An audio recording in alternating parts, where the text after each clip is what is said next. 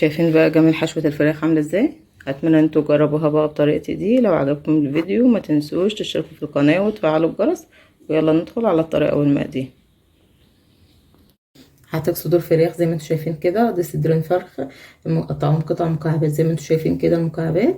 هحتاج فلفل، اي نوع فلفل مضفر عندك. هحتاج فلفل احمر واصفر واخضر وثوم متقطع مكعبات برضو، بصل مكعبات. هحتاج في البهارات بتاعتي ملح، فلفل اسمر، بابريكا، بهارات فراخ، بصل بودر. يلا بينا نحط بقى طاسه على البوتاجاز ونشوف نعمل الحشوه بتاعتنا ازاي. ننزل بقى ايه بقطع الفراخ دي. طاسه حطيت فيها ايه معلقتين زيت. هنزل بقطع الفراخ بتاعتي كده الاول.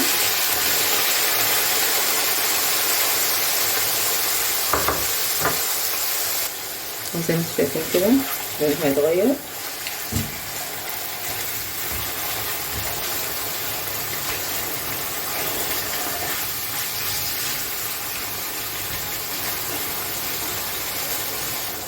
شايفين انتوا بقى اللون بتاعها اتغير زي ما انتم شايفينه كده.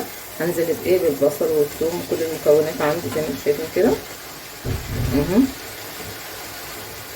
جميع المكونات بتاعتي انزل بيها. هنزل ايه بالبهارات بتاعتي برضو، كل البهارات.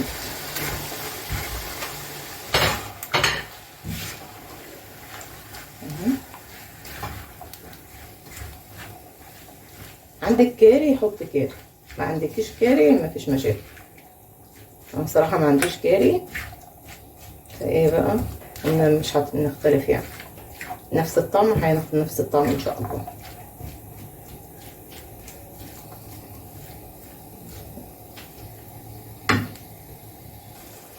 بصوا بقى انا مش عايزه بس اسويها كده كده، هتدخل معايا الفرن في اي فطيره او في اي حشوه او في اي حاجه انت محتاجاها.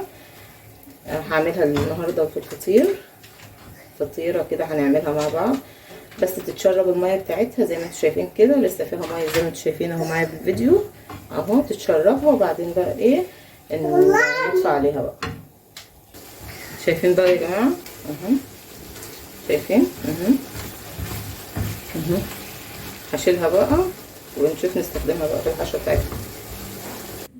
شايفين بقى انا بس هحطها في بوله او في اي حاجه كده عشان تبرد معايا. شايفين بقى الجمال، شايفين بقى جمال الحشوه عامله ازاي. شايفين الحشوه دي ممكن تنفع في اي معجنات عندك، ممكن تستخدميها في اي معجنات عندك. ما تنسوش بقى تشتركوا في القناه وتفعلوا الجرس. دمتم في رعايه الله وامنه، واستنوا فيديو جديد.